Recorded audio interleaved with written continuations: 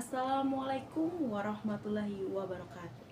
Perkenalkan, nama saya Nyimas Alia Zapira dengan NIM 2220501108. Di sini saya berasal dari kelas KPIC 2022. Di sini saya akan menjelaskan tentang materi perencanaan komunikasi yang telah saya pelajari selama di semester 4 ini. Yang pertama, saya akan menjelaskan apa itu perencanaan komunikasi. Perencanaan komunikasi ini menggambarkan proses perencanaan, implementasi, dan evaluasi strategis komunikasi yang efektif dalam berbagai konteks seperti pembangunan, sektor swasta, dan organisasi.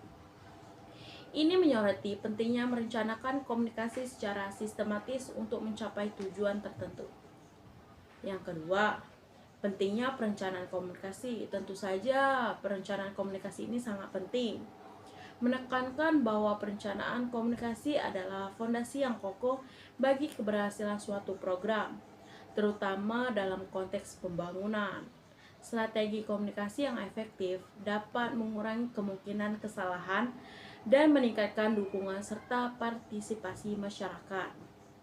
Dan yang ketiga, sejarah dan isu ketidakseimbangan informasi, menyoroti asal-usul studi perencanaan komunikasi sebagai respon terhadap ketidakseimbangan informasi internasional.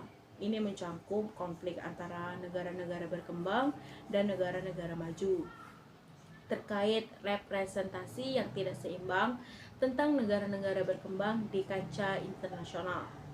Yang keempat, kebijakan dan kebijakan komunikasi, menguraikan pentingnya kebijakan komunikasi dalam mengatasi kesenjangan informasi dan mencapai kesamaan semangat antara negara-negara berkembang dan negara-negara maju.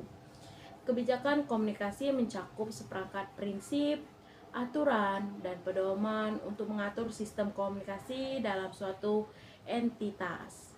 Dan yang kelima, sektor yang terlibat dalam kebijakan komunikasi, menyebutkan sektor-sektor yang terlibat dalam pembuatan kebijakan komunikasi, termasuk eksekutif, legislatif, dan badan yang bergerak dalam perencanaan sosial dan ekonomi.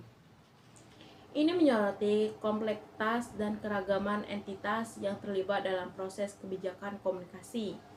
Yang keenam, perencanaan komunikasi operasional dan pendekatan, menguraikan perencanaan komunikasi dalam infrastruktur hardware dan program komunikasi software, serta pendekatan rasional menyeluruh dan terpilih dalam merancang strategi komunikasi yang efektif.